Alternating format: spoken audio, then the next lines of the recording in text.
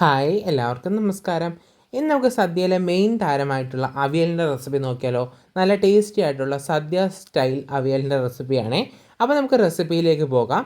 അതിനായിട്ട് ഞാൻ ഇവിടെ ആദ്യം തന്നെ ഇൻഗ്രീഡിയൻസ് ഒക്കെ എടുത്തു വെച്ചിട്ടുണ്ട്. വെള്ളരിക്ക, ക്യാരറ്റ്, മുരിങ്ങയ്ക്ക, ഏത്തയ്ക്ക, പച്ചമുളക്, ചേന, പടവലങ്ങ, അതുപോലെ തന്നെ പയർ, ഇത്ര ഐറ്റംസാണ് ഞാൻ എടുത്തിട്ടുള്ളത്.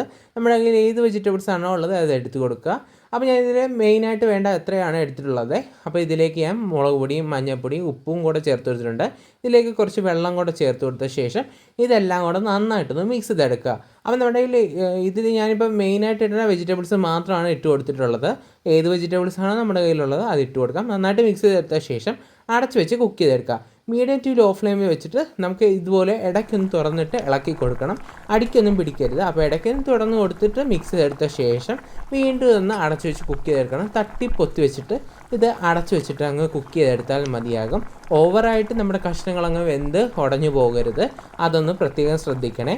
അപ്പോൾ നമുക്ക് മിക്സ് ചെയ്തിട്ട് ഇതുപോലെ തട്ടിപ്പൊത്തി വെച്ചിട്ട് അടച്ചു വെക്കണം. അപ്പോൾ നമ്മുടെ വെജിറ്റബിൾസ് ഒരു പാകത്തിന് നന്നായിട്ട് വെന്ത് വന്നിട്ടുണ്ട്. ഇനി നമുക്ക് ഇതിലേക്കുള്ള പുളി ചേർത്ത് കൊടുക്കണം. അതിനായിട്ട് ഞാൻ വാളം പുളി എടുത്തിട്ടുണ്ട്. അതിലേക്ക് കുറച്ച് വെള്ളം ഒഴിച്ചിട്ട് നന്നായിട്ട് മിക്സ് ചെയ്തെടുത്ത ശേഷം ഇത് അരിപ്പയിൽ കൂടെ അരിച്ചിട്ട് ഇതിലേക്ക് അങ്ങ് ഒഴിച്ചു കൊടുക്കാം. പുളിക്ക് പകരം നമുക്ക്, അതായത് വാളം പുളിക്ക് പകരം തൈര് ചേർക്കാവുന്നതാണ്.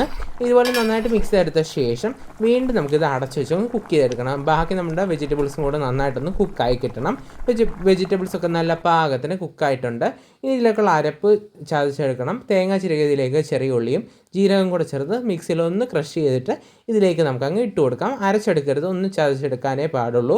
അപ്പോൾ ഈ അരപ്പെല്ലാം നമുക്ക് ഇതിലേക്ക് അങ്ങ് ഇട്ട് കൊടുക്കാം.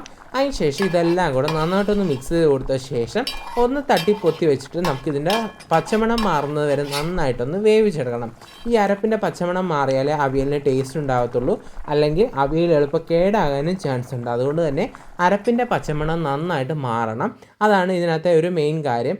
അല്ലെന്നുണ്ടെങ്കിൽ നമ്മൾ ഉണ്ടാക്കുന്ന റെസിപ്പിക്ക് ടേസ്റ്റ് ഉണ്ടാകത്തുമില്ല. അതുപോലെ തന്നെ കറി എളുപ്പം ചീത്തയാകുകയും ചെയ്യും. ഇപ്പം നമ്മുടെ അരപ്പിൻ്റെ പച്ചമണമൊക്കെ മാറി വന്നിട്ടുണ്ടോ, ഫ്ലെയിം ഓഫ് ചെയ്ത് കൊടുത്ത ശേഷം ഇതിലേക്ക് പച്ച കറിവേപ്പിലയും അതുപോലെ തന്നെ പച്ച വെളിച്ചെണ്ണയും നമുക്കങ്ങ് ഒഴിച്ചു കൊടുക്കാം.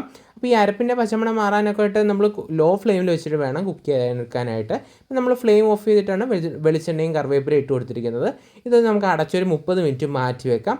അതിന് ശേഷം നമുക്ക് 30 മിനിറ്റിന് ശേഷം നമുക്ക് ലിഡ് ഓപ്പൺ ചെയ്തിട്ട് ഇതെല്ലാം കൂടെ നന്നായിട്ടൊന്ന് മിക്സ് ചെയ്തെടുക്കാം. മിക്സ് ചെയ്തെടുക്കുമ്പോഴും എല്ലാ കഷ്ണങ്ങളും ഉടഞ്ഞു പോകാത്ത രീതിയിൽ വേണം മിക്സ് ചെയ്തെടുക്കാനായിട്ട്. വളരെ പതുക്കെ വേണം മിക്സ് ചെയ്തെടുക്കാനായിട്ട്. നല്ല ടേസ്റ്റി ആയിട്ടുള്ള സദ്യ സ്റ്റൈൽ അവിയലാണ്. എന്തായാലും നിങ്ങൾ ഈ ഓണത്തിന് ട്രൈ ചെയ്ത് നോക്കുക. അതിനുശേഷം ഫീഡ്ബാക്ക് പറയാനായിട്ട് മറക്കരുത്. നല്ല ടേസ്റ്റി ആയിട്ടുള്ളൊരു അവിയലാണ്. നിങ്ങൾ എന്തായാലും ട്രൈ ചെയ്ത് നോക്കണേ. അപ്പോൾ നമുക്ക് നെക്സ്റ്റ് റെസിപ്പിയിൽ നമുക്ക് വീണ്ടും കാണാം. Thanks for watching.